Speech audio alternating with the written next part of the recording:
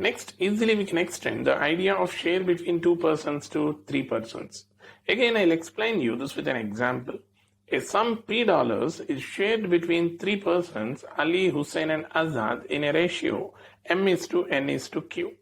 In the ratio, share of Ali is M, share of Hussein is N, and share of Azad is Q, respectively.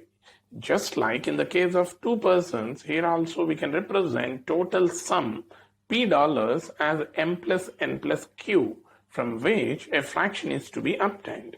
And for all calculations, we need that fraction P upon M plus N plus Q. Next, quick trick 6 is related to share between three persons. Here we'll get 6 different expressions. First, we'll see each person individual share in the total sum P dollars. Share of Ali is given by M times the fraction P upon M plus N plus Q. Next, share of Hussein. It is N times P upon M plus N plus Q.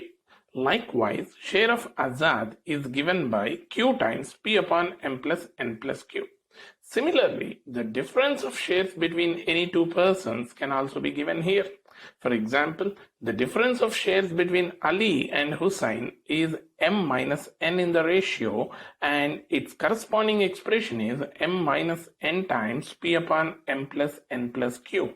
Next, difference of shares between Hussein and Azad, it is N minus Q. In the total sum, the difference would be N minus Q times the fraction P upon M plus N plus Q.